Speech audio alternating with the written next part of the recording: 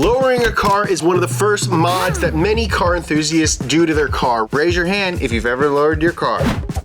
Raise your hand if you've ever lowered your car to a point where it's inconvenient.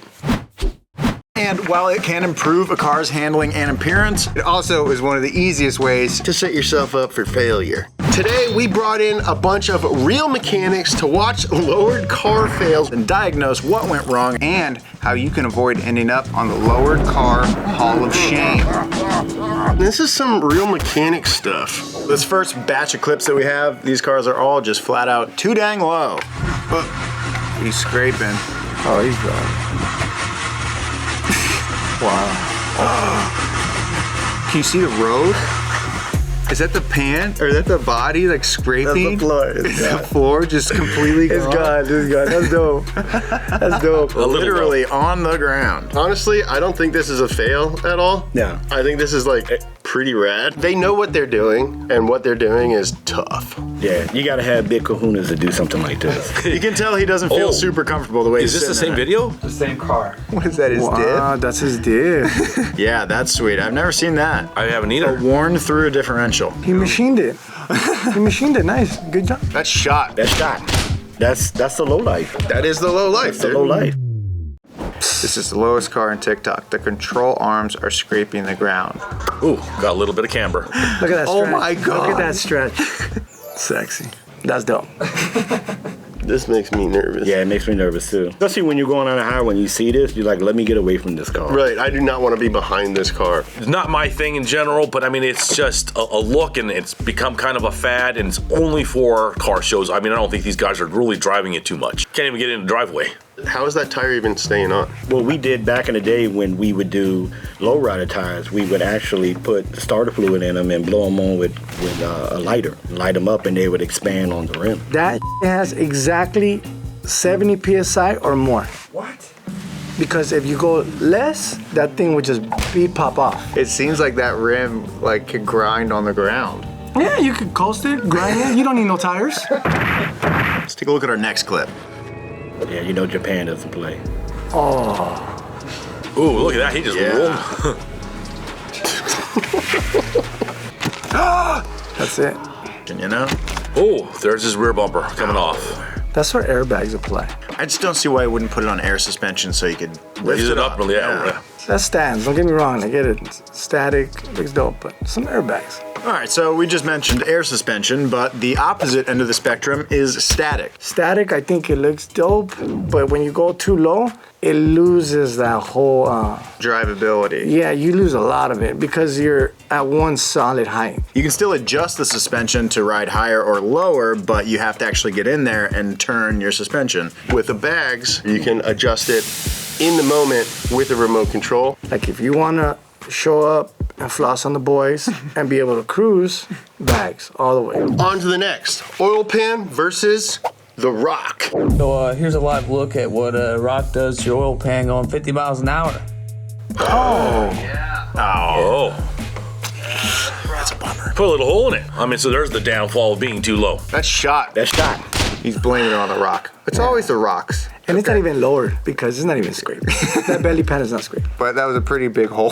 Yeah. Yeah, that's pretty bad. Yeah, man. You better pull over immediately. Oh, for sure. Yeah, immediately pull over. It's done. Yeah, anytime you modify anything on a car, there's a compromise, right? You lower a car, better handling, better looks, more susceptible to damaging the underside of the car when you run over rocks and stuff that's on the road. All right, on to the next one. Dude, shooting sparks. He's grinding, shooting Exhaust is sparks. chilling, coasting right there. Oh, Nice. yeah. What exhaust? What can you do to prevent this kind of thing?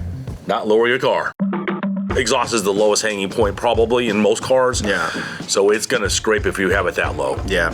Yeah, I suppose like in this case, you see straight piped, like did away with the muffler that was right there. You could probably take it to a muffler shop or an exhaust shop and have them make it hug the chassis a little tighter. What we did on our low, we have a lower truck. We ran the exhaust not all the way to the back, and we came out the side of the bed, and so it got up a whole lot higher. I don't know. I think I'm kind of guilty of a lot of these, and I think lowering cars way too much is cool, right? Absolutely. So let's look at some other things that are super inconvenient. Like just getting your car onto a trailer. Let's see what they call.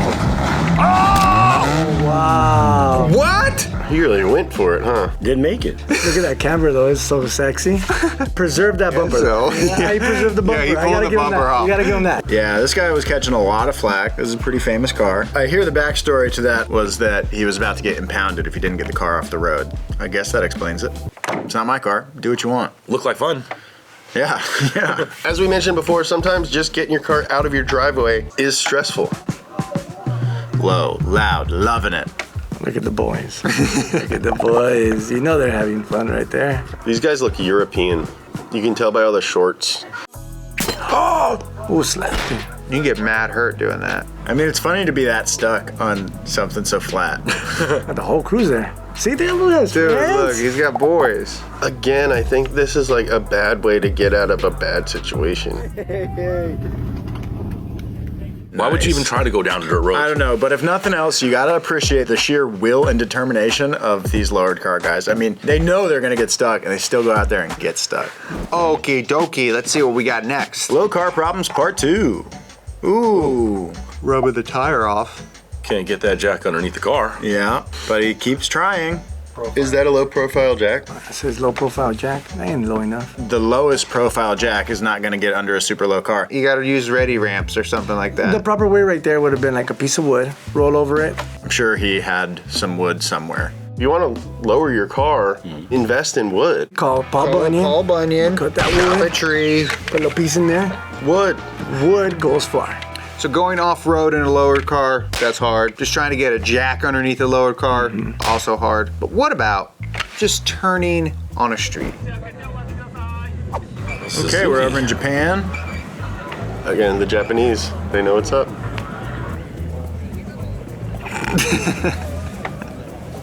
Turning radius is a little hindered. It's a 3-point turn right there. Look at that. Again, here we go again.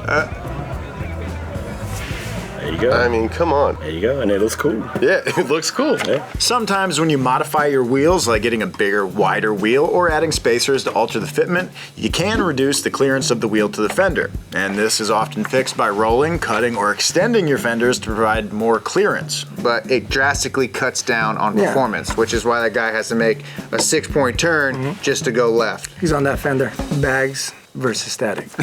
That static life is saying something though, you know? Because it's like more of a commitment. It's like everyone knows I can't do anything about it because I'm living like this. I have a lot of people who are against air ride. I mean, I used to be like that. Let me do this 10-point turn. I don't think he seems to mind, you know? No. So, hey, do what you want. Now it's one thing to get your car lowered at a shop or have your friends who know what they're doing, like you probably do this, huh? Yeah, we'll mess it up too. Nah, I'm playing over there. But sometimes people cut things they really shouldn't cut, and I'm not just talking about cutting corners. No. Oh, God. No, dude. It looks like a concrete blade, right? Is that a concrete saw? Oh, this guy also looks like he's doing this. Oh, that's you know? go hard. No shirt on either. This guy's a madman. What? A psychopath. That's awesome. Oh, yeah. It's a manly man. That was sexy without that shirt though. Honestly, that was sexy without the shirt. While he has a little smoke on one side of his mouth. He's got a cigarette I hanging can out. get this done, honey. I don't understand. Wow, honestly, I don't understand none of that. Just like 100%, don't cut your springs. It's like don't cut the roof off of your car. Don't cut your springs. So a spring has a thing called potential energy, which means there's like constant energy like built up in it. And if somehow you release all of that energy very quickly, it's like a gun. Cutting your springs is a free way of lowering your car without spending any money, but there are some negative side effects that can come from doing this. The coil springs that car manufacturers put in cars are designed to work with the shock absorbers they equip the car with. So your spring, once you cut it, it's not gonna fit quite right and becomes more prone to falling out when it starts getting bumpy. Oh no, kill me.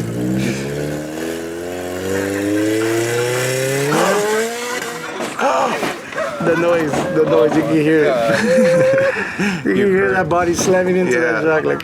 So that's the chassis just smacking the ground. That's the chassis smashing the shock. All noise, beautiful. It sounds sexy. Car's a little bit too low. I mean, probably cut the springs, and like you said, I mean, the shock is probably already bottomed out at the bottom, so it can't move anymore. Right. So you might as well just have a piece of wood in there. Yeah, and once you get the shock to that point, they blow out, they lose all their oil, they don't do anything anymore. Then you're just riding on, you know, What's left over spring. of a spring. Yeah. Does that bring back fond memories? I think that was my video. Next up, BMW fail. Oh, wow. These are my favorite. Wow. Ooh, E36, all right, all right. Oh, got lowered even more. Yeah. Oh wow. That's rough. What happened there is the car was already lowered, and like I said, I mean, it puts more stress on other components, and the weakest one is going to go. And in this case, it was the shock tower, huh? Yeah, so the shock bolts onto the tower, and there wasn't enough like actual suspension travel, so they hit something and just like All the force went up top. Blew it right through. So this is a testament to doing your homework before working on your car. It's a known thing that BMWs need a little bit of reinforcement on the strut towers, especially when really stiff suspension is installed, or else something like this can happen. You say somebody brings this into your shop, how would you fix it? I personally wouldn't fix it just because I think it's a safety issue. Totally. The chassis is already compromised. Yeah, very compromised. I would never do that for a customer, but if it were my own car and I really wanted to get it back on the road, sure, you could do some cutting and welding. I could fix it. Dude, Sandro can fix anything. I could fix something. This is one of those situations where prevention is important, you know, understanding your platform and trying to prevent the worst case scenario from happening. suspension stuff is scary. It really is. That's why I have insurance. Here's another really scary way to lower your car that you shouldn't do. All right, we got an IS 300. Okay, so he's got a jack under the suspension trying to load up the spring a little bit. Oh yeah, that's the good stuff right What's there. he doing? Heating up that spring. Why? You know. You know why. The springs are made out of metal. He's heating them up until the point where they actually melt and compress down more to get his ride height lower. You walk away, you stand back, you're like, it's there. Don't ever do it in general. It's not a good way to do it. No, not at all. You also can never get the ride height exactly the same on from one side to the other. That's true too. Just buy stuff. Buy springs or go air. Yeah, or go air. Now this next one, I don't even know how it works. That's not. Come on. What is that? It looks like it's in a swamp. It looks like he's driving through water. Oh my God. Is this real? Yeah. That's funny. This is like an art project. That's pretty cool. Yeah. Cool. It's all right. That's almost like a RC car almost. Yo, we need to make one of these. Yo, if you want us to make one of these, let us know down in the comments below. Sandro, thanks for coming in. I appreciate it, man. Where can people find you? Miranda's shop on Instagram. I hit up Paul at LexTech. If you want to find Lorenzo, check him out at Icebox Customs. Hit that subscribe button so you don't miss anything. We're uploading videos all the time. This has been Real Mechanic Stuff.